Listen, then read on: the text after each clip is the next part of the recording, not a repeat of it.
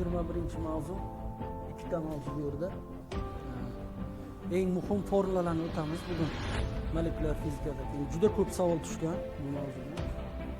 Gaz molekullarining tezligi Mendeleyev Klaperon tenglamasi. Eng katta ehtimolli tezlik Maxwell taqsimoti, Stern tajribasi. Klaperon tenglamasi.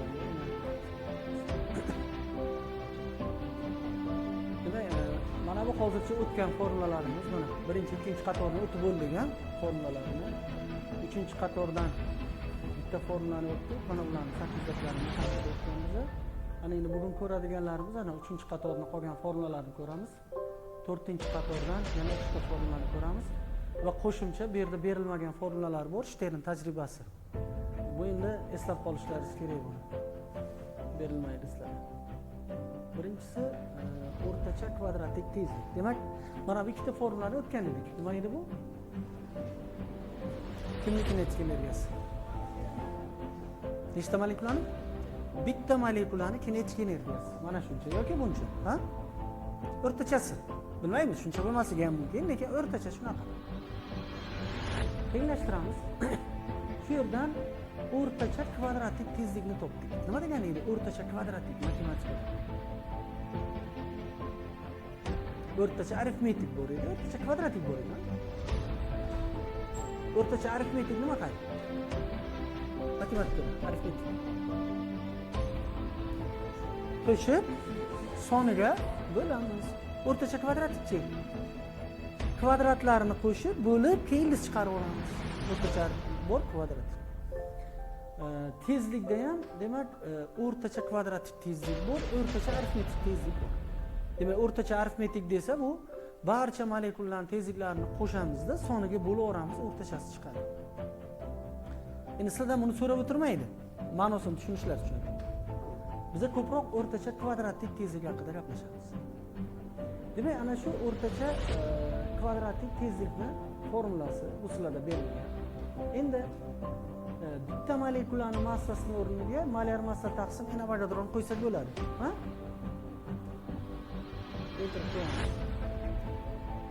Mana shu formula kelib chiqadi. Endi K bilan n avogadro ikkalasi ham o'zgarmas sonda, ikkita o'zgarmas sonni ko'paytmasi nimani beradi?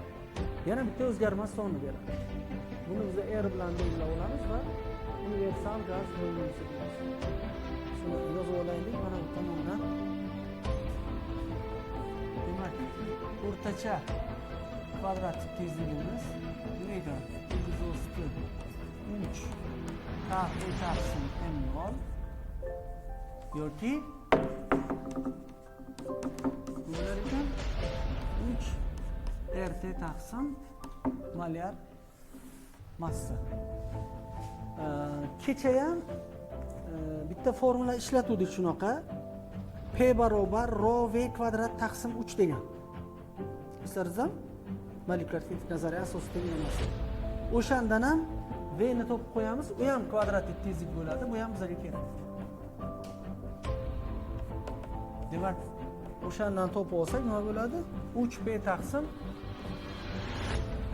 rho. Mana bu ham bizda berildi. Demak, ana shu kvadratik tezlik formulalari bu muhabbet uchun bo'ladimi?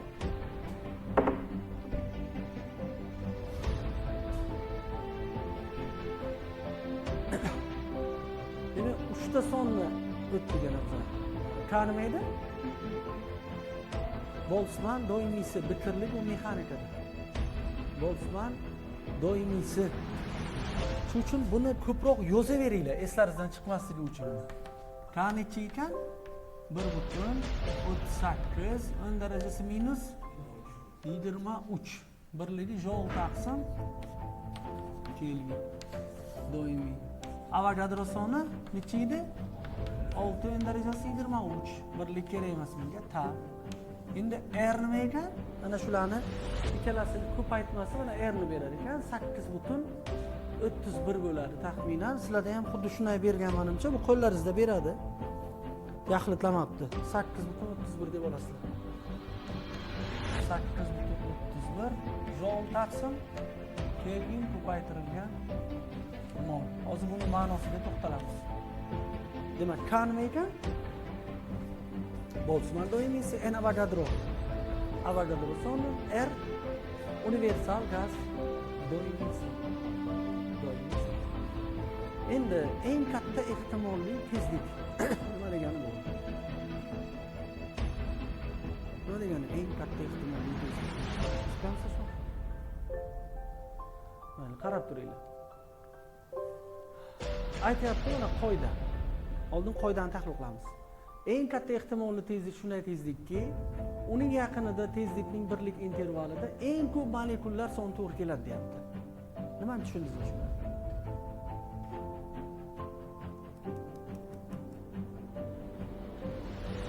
Mana gazdagi molekullarning tezligi bir xil bo'lmaydi. Tezligi masalan bittasi 1 metr taqsim sekund, bittasi 10, bittasi 200 metr taqsim sekund, har xil bo'ladi.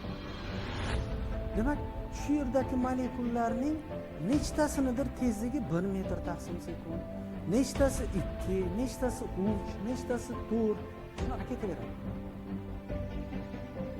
Eng ko'pi qaysiga to'g'ri keladi? 1 metr taqsim sekund, 2 mi, 3 mi qaysigadir to'g'ri keladi, ha? Ana o'sha eng katta ehtimolli tezlik. Ya'ni eng katta ehtimolli degani demak, juda ko'p molekullar o'sha tezlikda harakat qiladi degani. Tushundingizmi? Ana sizdan so'raydi Ahmad.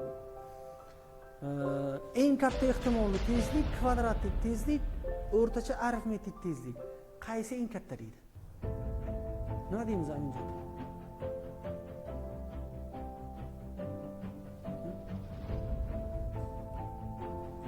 Eng katta ehtimolli tezlik kattami? O'rtacha kvadratik kattami? O'rtacha arifmetik kattami deydi? Yo'q, bunda teng bo'lmaydi. Qaysi bo'ladi muloqot? Eng katta ehtimolli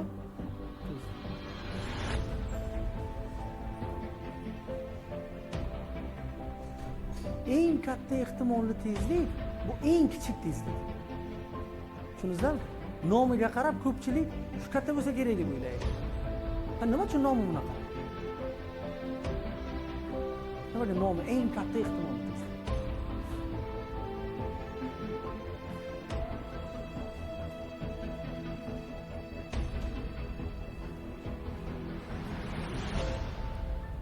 Yo'q. Eng ko'p molekullarning tezligi shunaqa bo'ladi. Bu eng katta tezlik emas. Tushundingizmi? Eng ko'p molekullarning ehtimollar nazariyasini o'qiysizlar. Matematikada bormi ehtimollar nazariyasi? Eng ko'p molekullar shunaqa. Eng katta degani emas. Tushundingizmi shu joyini? Shunaqa savol ham bor. O'rtacha kvadratik tezlik mana 3 RT taqsim U, o'rtacha arifmetik 2,5 RT taqsim U chiqar ekan. Eng katta ehtimolligi 2 RT taqsim U. Ko'ryapsizmi? Eng kichigi mana shu. Sizlar bularni eslab qolishlari shart emas, lekin eng kichigi shu ekanligini eslab qolishlaringiz kerak. Ana qarang, ana kvadratik tezlik. Ha? Ana bu ehtimolli tezlik.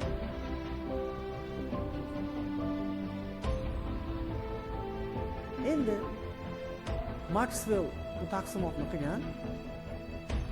Tezligi 0 bo'lgan molekullar bormi deydi gazda. Tezligi 0 degani nima? To'xtabdi-da. Shunaqa bormi desa, qarang. Demak, nechtadiri tezlikning qandaydir o'zgarishiga to'g'ri keladi dedik-a? Ehtimolli tezlikda. Agar v 0 ga intilsa, delta n taqsim delta v ham 0 ga intiladi-da. Bu nima degani endi? Demak, gazda tezligi 0 bo'lgan molekula yo'q degan. Tushundingizmi? Shuni esda qoladimi? Endi tezligi cheksiz bo'lgan molekula bormi desa, v cheksizga intilsa, delta n taqsim delta v bari 0 ga intiladi. Demak, nima deymiz xulosa? Gazda tezligi 0 yoki cheksiz bo'lgan molekulalar yo'q deymiz. Isboti desa nima deymiz? Maxwell taqsimoti. Eslaringizda qoldimi shu? Qoidani eslab qolinglar, tamom.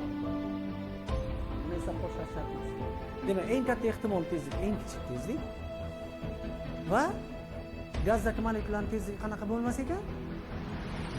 nol yoki cheksiz bo'lmaydi. 1 metr sekund bo'lishi mumkin, 10 bo'lishi mumkin, 20 bo'lishi mumkin, 30, 40 bo'lishi mumkin, 1000 metr taqsim sekund bo'lishi mumkin.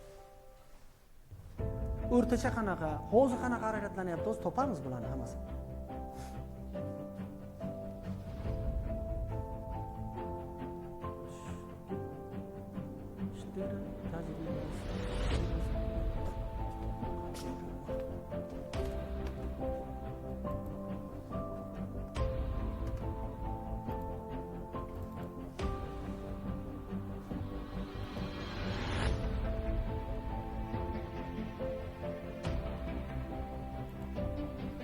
Stern bu molekulalarning tezligini o'lchagan.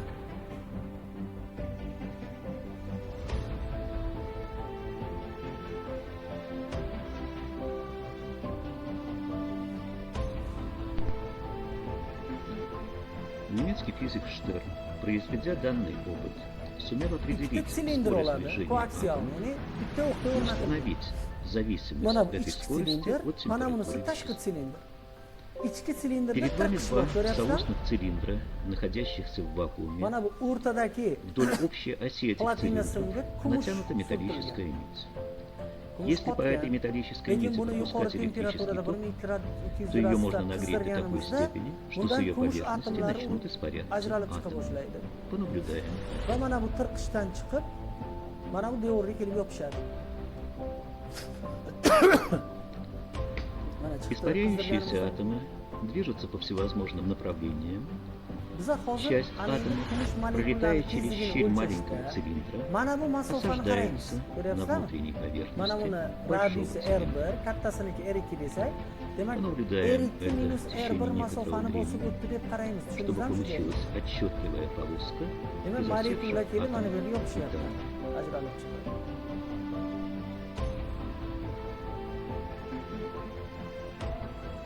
Ana endi silindrni aylantirsak nima bo'ladi?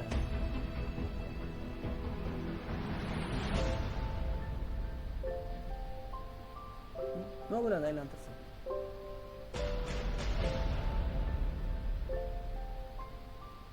Mana hozir kamonni o'tsam eshikka borib kelganimi? Далее мы поступим Ha? следующим Xona образом. aylanayotgan bo'lsa-chi, baribir borib kelganimi? Мы выключим Nima bo'ladi? O'q нагретую borguncha eshik siljiydi. Делаем Ha? это.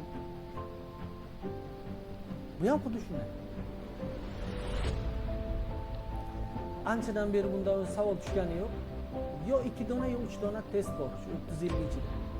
Tushgan savollar. И приведем Anchadan beri yo'q. цилиндры в вращательное движение с известной угловой скоростью. Demak, bu aniq bir burchak tezlik bilan Sinov aylanadi. bilan Mana aylanishni boshladi. Ana endi molekula o'sha joyga borib yopisha olmaydi-da, ha? R2 minus R1 masofani o'tguncha bu qanchadir masofaga o'tib ketadi.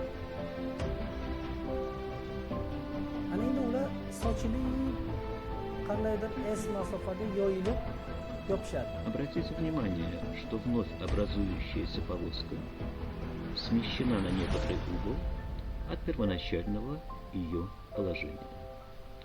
Объяснить это нетрудно. За то время, за которое атомы пролетают расстояние между маленьким и большим цилиндром, большой цилиндр успевает повернуться Lekin на eng некоторый. qizig'i bular ana misol uchun men o'qni otdim, Если мы qanaydir измерим tezlikda harakatlanganda угол, на eshik который misol uchun 1 metr сместилась ketdi, 1 полоска, metrdan keyin borib yopish kerak, a? и Lekin shular yana разделим hammasi bir этот joyga угол yopishmayapti. на Ba'zilari величину угловой qanaydir скорости masofaga yopishyapti, вращения ana цилиндра, ba'zilari yana то keyinroqqa мы получим qolyapti. время, за которое большой цилиндр поворачивается на данный. Nima uchun? Tezligi har xil. Demak, qaysi molekula birinchi o'rib yopishadi? Tezrog'i, tezligi kattasi. Unisi qolgan sekinroqlari. За это же время атомы металла проходят расстояние между маленьким и большим цилиндрами. Разделив это расстояние на только что найденное время, мы сумеем узнать скорость движения молнии, что и было сделано в данном опыте. Успевает повернуться на меньший угол, до более высокой температуры.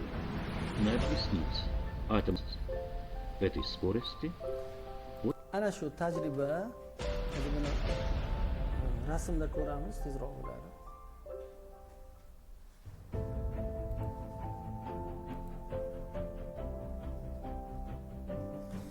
Bu tajribani qaranglar. 100 yildan ko'proq vaqt bo'lgan, ha? 105 yilmi? 105 yil bo'libdi nemislarni o'tkazgan. Mana shu silindrlar, mana ichki tashqi silindrlar, mana tirqishi. Mana bu yerda ham kamonni otish o'sha rasm qilib ko'rsatilgan. Misol, endi aylansa mana boshqa joyga kelib ketishi. Bu shisha qopqoqga kiygiziladi. Havo so'rib olinadi sistemani, chunki havoni molekulalari bunga xalaqit berishi mumkin.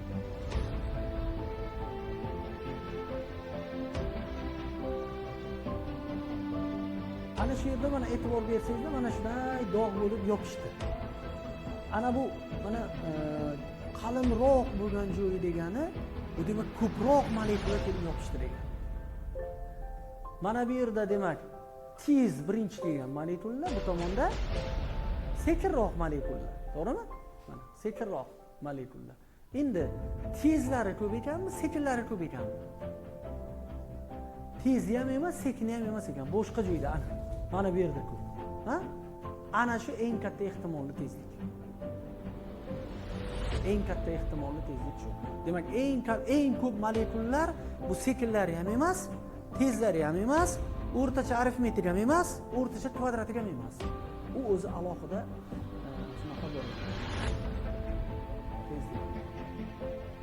Ana endi bizdan nimani so'raydi, qarang. Demak, mana qurilmani aylantirib boshladik. Mana shu yo'l bo'ylab yoyildi. Ana endi shunga formula chiqaramiz. Birinchi bizdan so'raydigani nazariy savol so'raladi. Stern tajribasini xulosasini nimani isbotladi? Molekulalarni tezligi bo'yicha Maxwell taqsimotini isbotladi, eng katta ehtimolli tezlikni va molekulyar kinetik nazariyani isbotladi. Ya'ni rostdan ham molekulalardan iborat edi. Agar molekulalardan iborat bo'lmasa edi, kumush atomlari bunaqa yoyilib sochilmasdi-ku, ha? Ana shu narsani isbotlab berdi. Ana endi formula chiqaramiz, qaranglar. Demak, bu o'sha silindrni burchak tezligi. Demak, t vaqtda qandaydir fi burchakka nima qiladi? Buraladi, aylanayotgan payt. Endi kumush atomlari o'sha paytda qancha masofani o'tadi? R2 - R1 ni mana bu joyni o'tadi. Ba'zi kitoblarda mana bu yerdan boshlab olingan R2 masofani o'tadi deb adashmasam Wolkensteinda shunaqa edi. Hali oliy ta'limda o'qiysizlar. Lekin maktab darsliklarida ana shu masofa olingan, sizlar shuni olasizlar. Sizlarda ko'pincha ana shu R2 - R1 ni berib qo'yadi. Ana chunki bular nima uchun bunaqa bo'lgan? Buni ichini kumush bug'lari to'ldiradida, keyin tajribani mana bu yerda kuzatamiz deb o'ylaydi. Demak, shuni bular qanaqadir o'rtacha tezlik bilan o'tadi. Demak, bittasidan t-ni topib, ikkinchisiga keltirib qo'yamiz mana. Ana shu yerda mana molekulalarni o'rtacha tezligi kelib chiqadi. Demak, o'rtacha tezlik nima bo'lar ekan? R2 - R1 masofanda fi burchakka buraldi, omega burchak tezlik bilan aylangandi. Ana shu formula sizlarga berilmagan. Demak, buni eslab qolishimiz kerak. Ko'pincha chastotasi beriladi. Bunda buni omegani o'rniga nima qo'yamiz? 2pi ni qo'yamiz.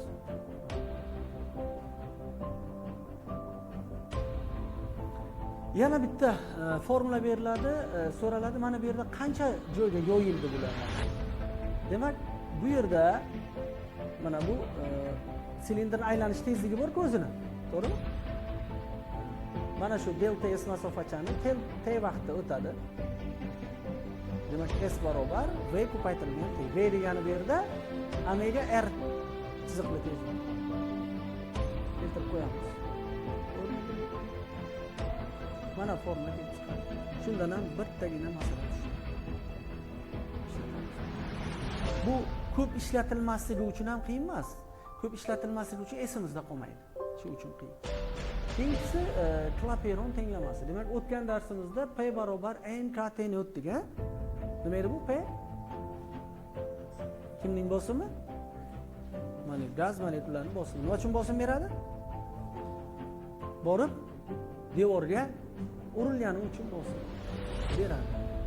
Ana endi shuni ikkala tomonni molyar hajmga ko'paytirsam bo'ladimi? Tenglama ikki tomonni bir xil songa ko'paytirish mumkin, ha? Ko'paytiramiz. konsentratsiyani yozamiz. Molyar hajmda normal sharoitda Avogadro sonicha bo'ladi molekulalar, to'g'rimi? Shu yerdan molyar hajmni topib keltirib qo'yamiz. Ana endi n Avogadro bilan k ni o'zi r ni beradi dedik. Bo'lib olsak, ana shu yerdan demak gazni qarang, hajmini bosimga ko'paytmasining temperaturaga nisbati o'zgarmas son chiqadi. Ana shu Clapeyron tenglamasi deyiladi. Clapeyron degan fransuz fiziki topganligi uchun. Demak, PV taqsim T nima ekan? Konstanta ekan. Yoki buni bunday yozamiz. Gaz bir holatdan ikkinchi holatga o'tsa, P1V1 taqsim T1 teng bo'ladi P2V2 taqsim T2. Nima degani endi bu? Kim tushuntiradi mana? Nima bu? Nima bo'lyapti? Gazni mana 3 ta makroskopik parametrlar bor dedik, ha? Bosimi, hajmi, temperaturasi. Shunga qarab biz gazga baho beramiz. Shu gazning nimasi ekan? Parametri.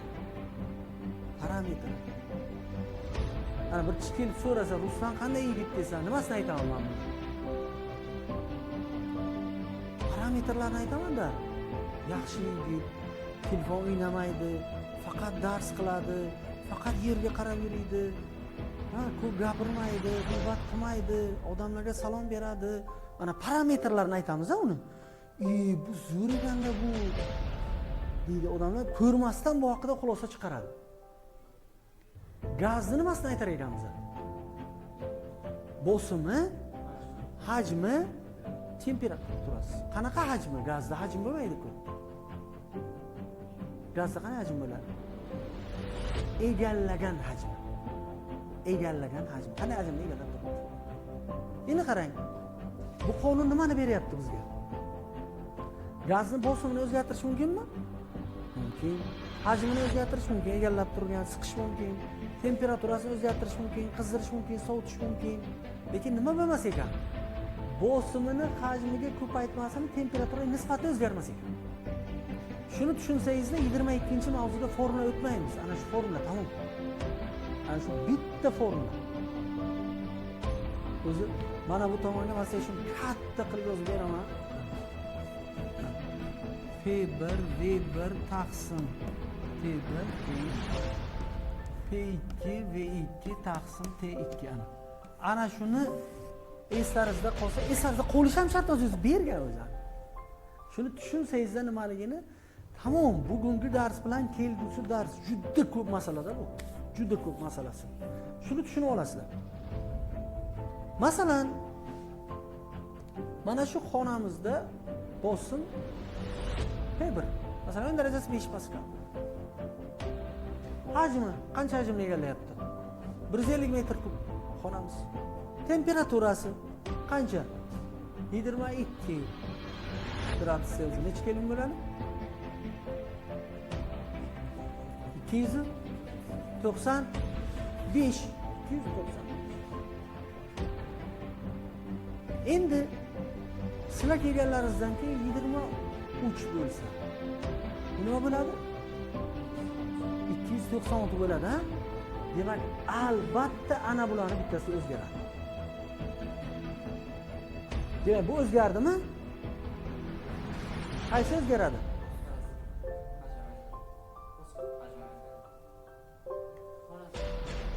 Bosim o'zgarmaydi. O'zgarmaydi. Nima uchun? Chunki bizning xonamiz germetik emas. Shuniza aytmaydi buni sizga. Siz o'zingiz tushunishingiz kerak. Germetik emas-ku bu yer. Nima bo'ladi qay? Nima uchun bu o'zgarmadi? Hajm o'zgaryapti. Zuhurda hajm qanday o'zgaradi? Xonaning hajmi katta bo'lmaydi-ku xona. Ha? Yasha. Abdulaziz oldi. Gazning hajmi o'zgaradi dedi. Nima bo'ladi? Kengayadi gaz. Chiqib ketadi. Qanday chiqib ketdi? Kengaygan uchun chiqdi. Bo'lmasa uni oyog'i yo'q chiqib ketadi.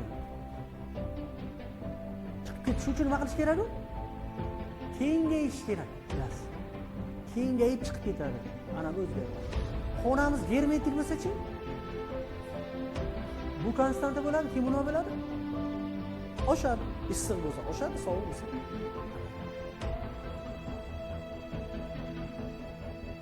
Tushundingizmi? Ana shuni tushunsangiz tamom. Bugungi 90%, bugungi emas, shu hafta o'tadiganlarimizni 90%ni yechasizlar. Tamom, mana shu bitta formula bilan. Bitta formula. Demak, normal sharoitda qarang.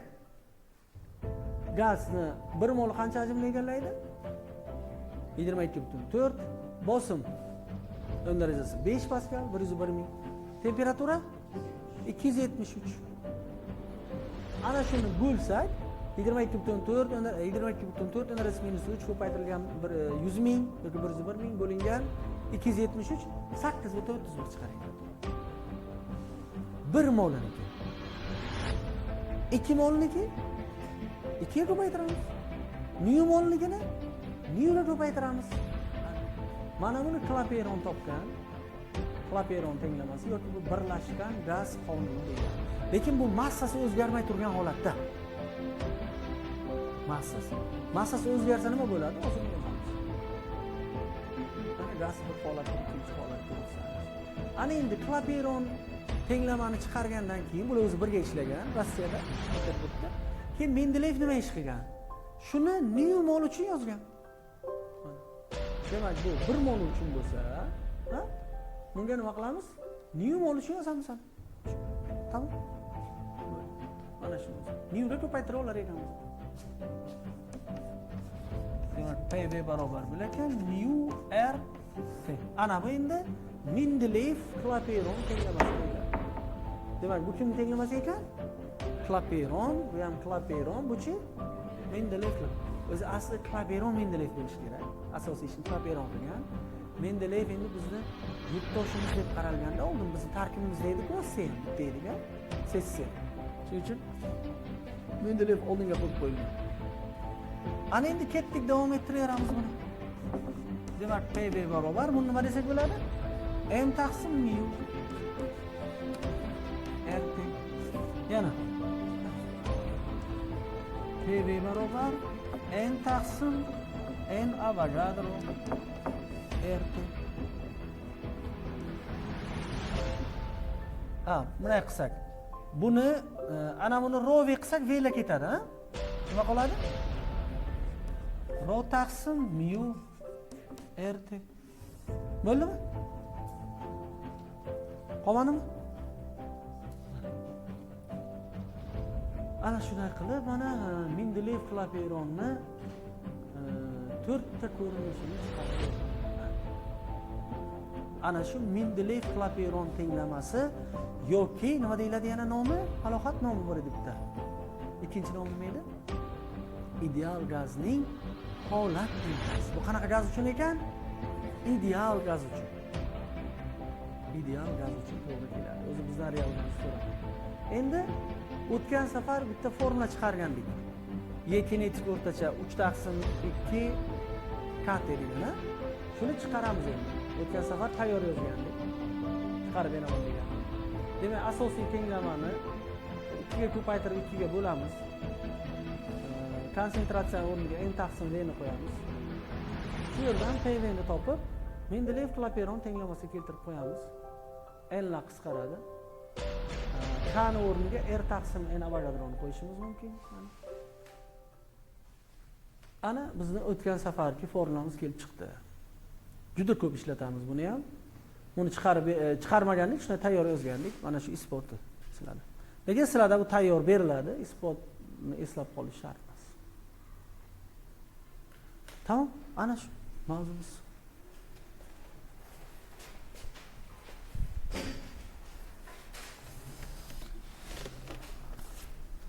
Endi masala yechamiz.